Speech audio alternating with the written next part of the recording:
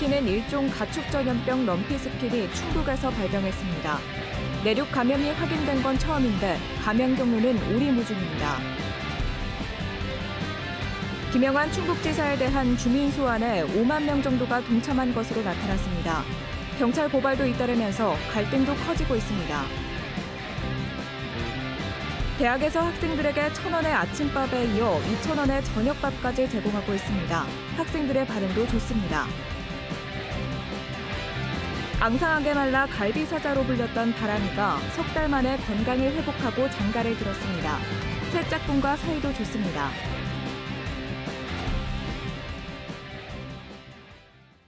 네, 시청자 여러분 안녕하십니까? 계속해서 MBC 뉴스투데이 충북입니다.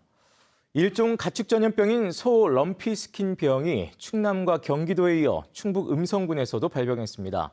내륙으로의 확산이 우려되는 가운데 일단 감염 경로가 오리무중이고 또 국내에 미리 백신을 맞은 개체가 없어 비상입니다. 정재영 기자가 취재했습니다. 음성군의 한 한우 농장에 소독을 마친 방역 대원들이 들어갑니다. 중장비는 물론 매몰 작업에 쓸 컨테이너도 투입됩니다. 소 9마리를 키우는 농장 주인이 럼피스킨병 의심 신고를 한 건 그제 오후. 소 한 마리가 갑자기 식욕을 잃어 살펴보니 몸에서 의심 증상 중에 하나인 혹이 10여 개나 발견된 겁니다. 정밀 검사 결과는 양성. 충북 최초로 럼피스킨병 확진 판정이 나왔습니다.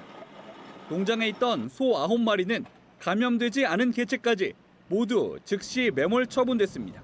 농장 단위에서 살처분을 안 하게 되면 주변으로 퍼져나갈 수도 있고 유통망으로도 퍼져나갈 수 있고 그래서 전문가들이 우리가 할 수 있는 최소한의 살처분 범위가 농장이다. 럼피스킨병은 유산과 불임, 우유 생산량 저하 등을 유발하는 바이러스성 전염병으로 사람에겐 옮기지 않습니다. 지난 20일 서산을 시작으로 서해안권인 충남과 경기에서만 발병했는데 나흘 만에 처음으로 내륙 한복판에서도 감염이 확인됐습니다. 주로 모기 같은 흡혈 곤충을 통해 전파되기 때문에 그동안 방역당국은 선박 등에 의한 해외 유입을 원인으로 추정해왔는데 이번엔 다른 원인일 가능성이 있습니다. 현재까지 음성 감염 농장과 다른 감염 농장 간 역학관계는 확인되지 않고 있습니다. 항구가 있어서 배를 통해서 그 모기들이 같이 넘어와서 감염 9월중에 넘어와서 감염될 거라고 일단 판단하고 있는데 갑자기 지금 음성에 나오니까 역학조사를 하게 될 겁니다. 근데 그거에 대해서 어떻게 이게 왔는지는 그때 아마 파악이 될 것 같습니다. 이렇다 보니 언제 어디에서 추가 감염이 나와도 이상하지 않다는 게 방역당국의 설명. 발병이 없었던 우리나라에선 그간 백신 접종도 하지 않았습니다. 신규 접종을 통해 항체 형성 기간인 3주 또는 바이러스 최대 잠복기인 4주를 고비로 보는 이유입니다. 우리 도에서 추가적인 신고는 없는 상황이지만 흡혈 곤충이 전염을 매게 한다는 점에서 안심할 수는 없는 상황이라고 판단하고 있습니다. 충북에는 오늘 오후 2시까지 소에 대한 가축 일시 이동 중지 명령이 내려진 상황. 충청북도는 10km 방역대 안에 있는 소 11,925마리에 대한 긴급 백신 접종을 금요일까지 마무리할 계획입니다. MBC 뉴스 정지영입니다.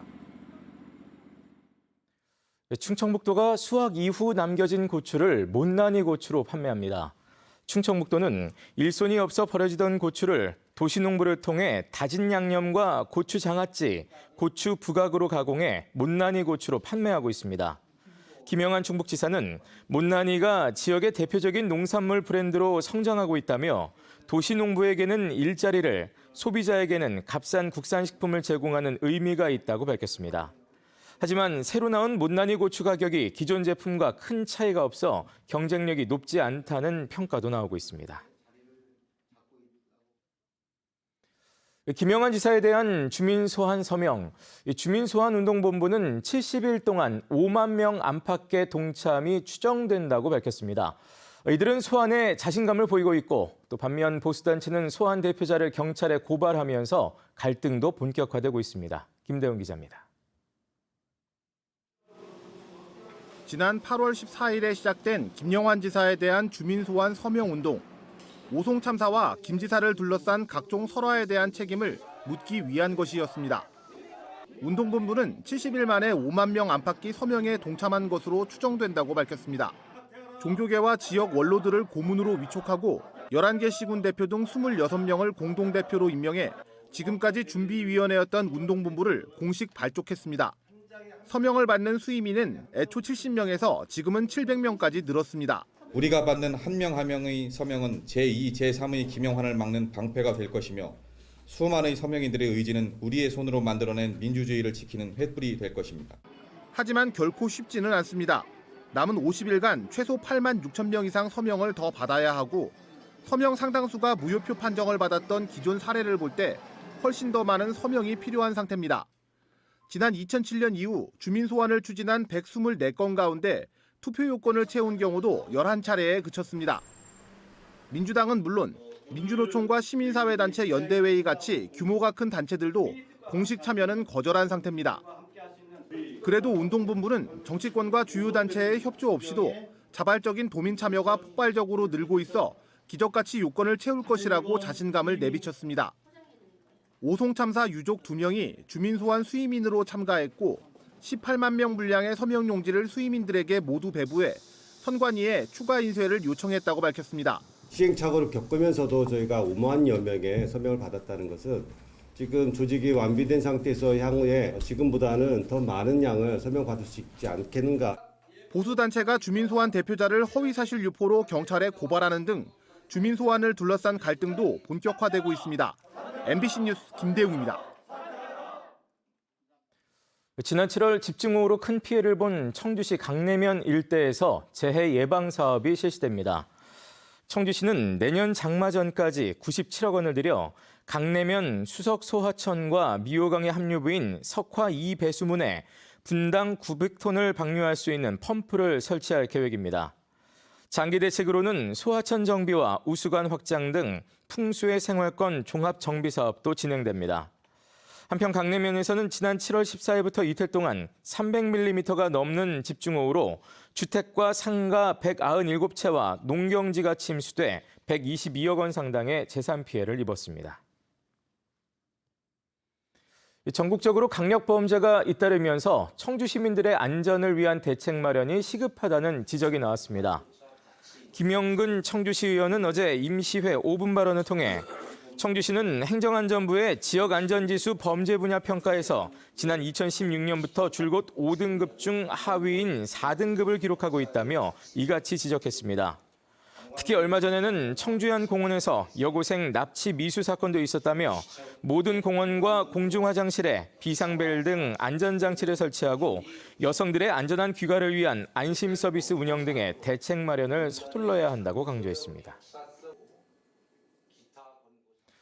밥 한 끼 사 먹기가 부담스러운 요즘 대학생들에게 이른바 1,000원의 아침밥을 제공하는 대학이 늘고 있는데요.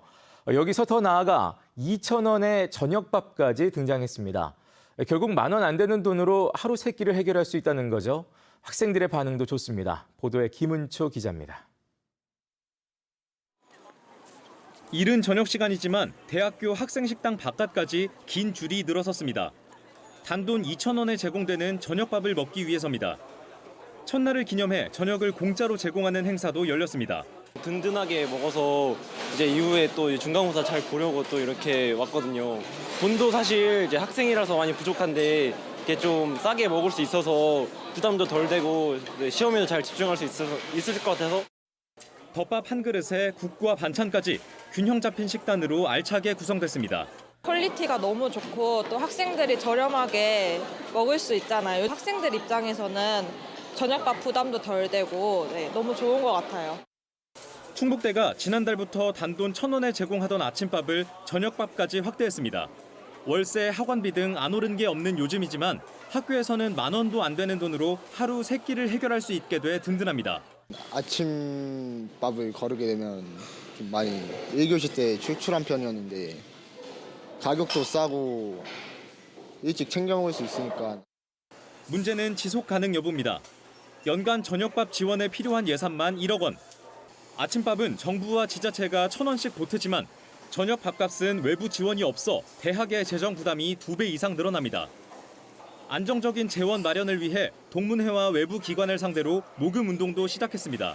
저녁 먹고 집에 가지 말고 도서관에 남아서 공부도 좀 하고 취업 준비도 하고 자기가 미래에 어떤 일을 할 것인지 좀 고민하면서 그런 시간을 가지라는 의미로 천원의 아침밥을 운영하고 있는 전국의 대학은 모두 144곳, 충북에서는 5곳뿐입니다. 이 중 저녁밥까지 지원을 확대한 곳은 서울대를 제외하면 충북대가 유일합니다. MBC 뉴스 김은초입니다. 비쩍 마른 몸 때문에 갈비사자로 불렸던 바람이가 청주동물원으로 옮긴 지 석 달여 만에 암컷과 한방을 쓰기 시작했습니다.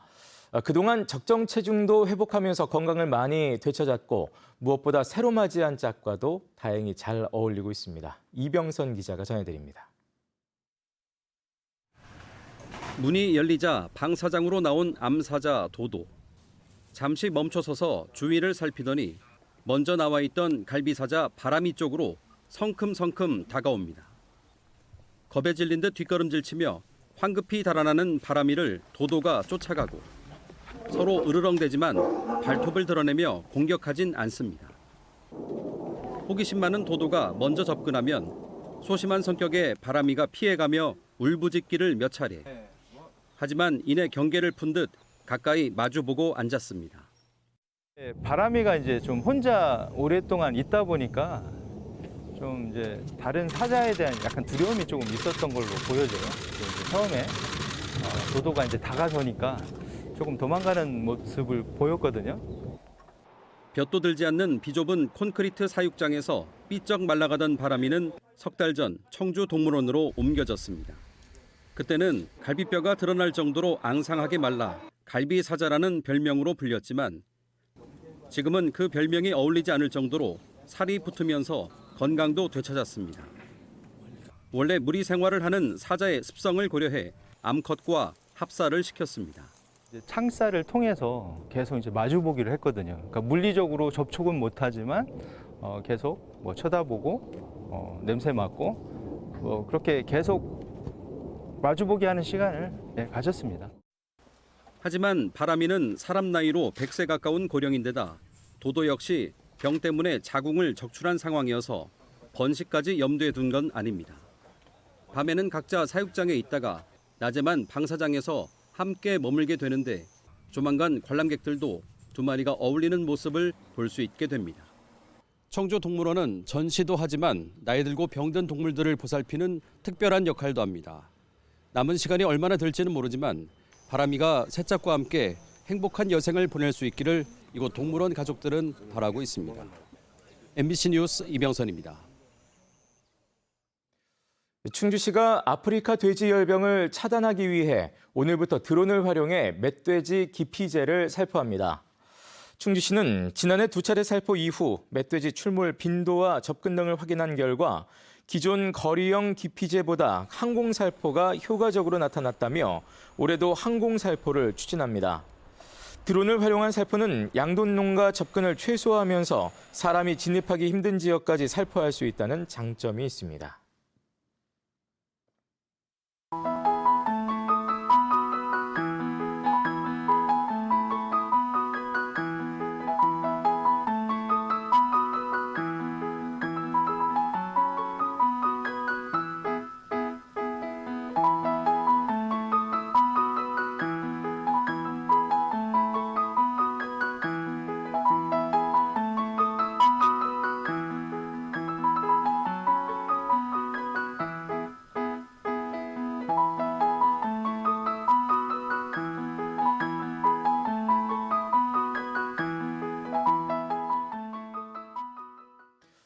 배임 혐의로 기소된 청주 가경 지역 주택조합 전직 조합장들이 무죄를 선고받았습니다.